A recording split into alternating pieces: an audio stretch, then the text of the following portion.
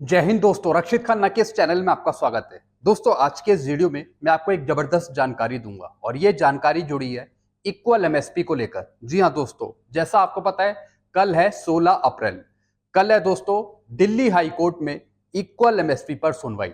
जी हाँ दोस्तों, आज मैंने आपके लिए कुछ पॉइंट बनाए हैं इक्वल एमएसपी को लेकर, जो कल सुनवाई होगी दिल्ली हाई कोर्ट में। काफी इंपॉर्टेंट ये पॉइंट है इक्वल एमएसपी पर। आपको पता लग जाएगा कि कल क्या क्या होने वाला है इक्वल एमएसपी पर कोर्ट में। जी हाँ दोस्तों, तो दोस्तों इस वीडियो को आप शुरू से लेकर आखिरी तक देखेगा, क्योंकि काफी महत्वपूर्ण ये वीडियो आपके लिए होने वाला है।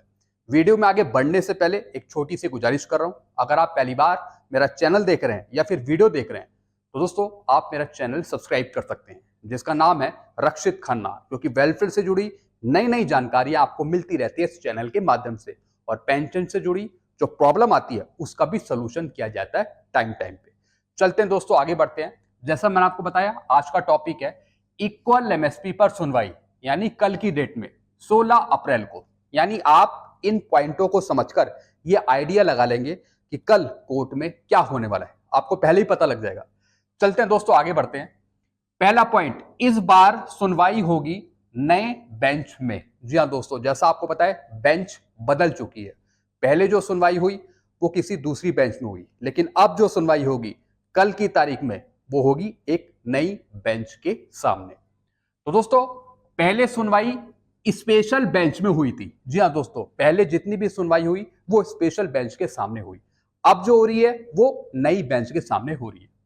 फिर दोस्तों दूसरा पॉइंट, पहले इक्वल एमएसपी की सुनवाई ऑनरेबल जस्टिस संजीव सचदेवा जी और ऑनरेबल जस्टिस मनोज जैन की अगुवाई में हुई थी।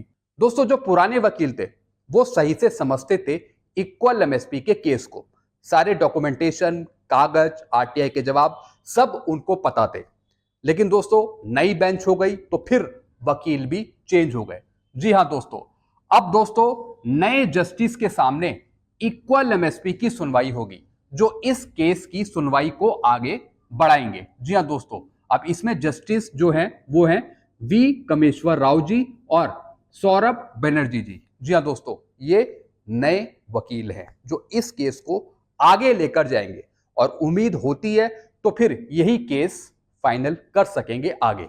जी हाँ दोस्तों, जितनी भी सुनवाई हुई पहले अब उसका कोई मतलब नहीं है, लेकिन जो पहले कागज तैयार करेंगे इक्वल एमएसपी को लेकर वो जरूर काम आएंगे इन वकीलों के। जी हाँ दोस्तों, चलते आगे बढ़ते हैं।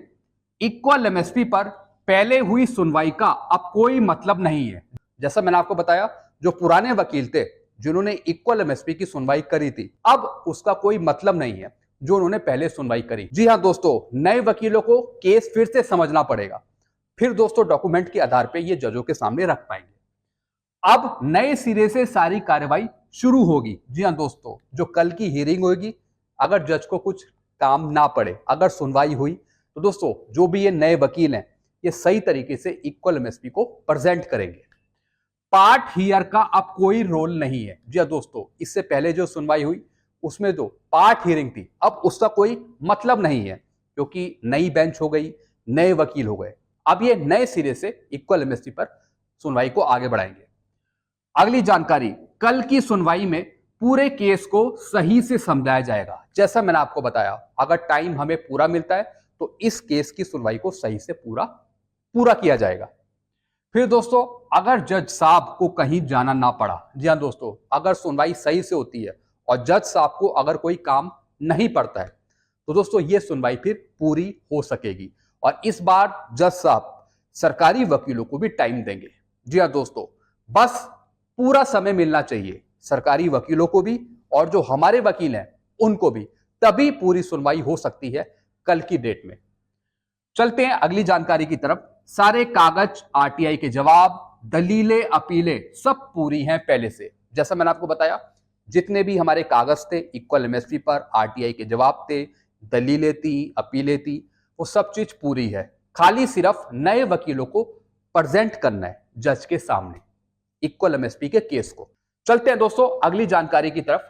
जज साहब अगली डेट दे सकते हैं इक्वल एमएसपी पर, यानी 1-2 तारीख और मिल सकती है। जी हां दोस्तों, जैसा आपको पता है नई बेंच है, नए वकील हैं तो दोस्तों ये केस को सही से टैकल करेंगे, सही से समझाएंगे और जज अपना निर्णय थोड़े टाइम बाद दे सकता है। यानी 1-2 तारीख हमें और आगे देखने को मिल सकती है इस मैटर को समझने में या फिर फाइनल निर्णय देने में। फिर दोस्तों केस को फाइनल स्टेज तक पहुंचाने के लिए इस केस में तारीख मिल सकती है। जैसा मैंने आपको बताया, जो कल सुनवाई होगी हो सकता है कि आपको और तारीख देखने को मिले आगे, 1-2 तारीख और आगे खिंच सकती है और टाइम ले सकती है यहां पे कोर्ट, जज साहब। जी हां दोस्तों, और टाइम दोस्तों यहां पे लग सकता है, और टाइम यहां पे लग सकता है तारीखों में, अगर जज साहब और टाइम देते हैं सरकारी वकीलों को। तो दोस्तों ये सुनवाई तभी पूरी हो पाएगी, इक्वल एमएसपी पर सारा निर्णय तभी हो पाएगा जब जज साहब हमारे वकीलों की पूरी बात सुने और सरकारी वकीलों की पूरी बात सुने, तभी इसका निर्णय आ पाएगा, चाहे वो कल की डेट में आए या फिर आगे आने वाले तारीखों में आए। तो दोस्तों आप अपनी राय दीजिए, यानी जो कल सुनवाई होने वाली है इक्वल एमएसपी पर, तो क्या नई तारीख मिलेगी या फिर कल निर्णय आ जाएगा इक्वल एमएसपी पर? आप अपनी राय जरूर रखें इस वीडियो के कमेंट सेक्शन में। तो दोस्तों यही जानकारियां थी जो मैं आपके सामने लेकर आया था। एक रिपोर्ट मैंने आपके लिए बनाई थी कल की सुनवाई को लेकर कि ये चीजें हो सकती है, ये चीजें होंगी।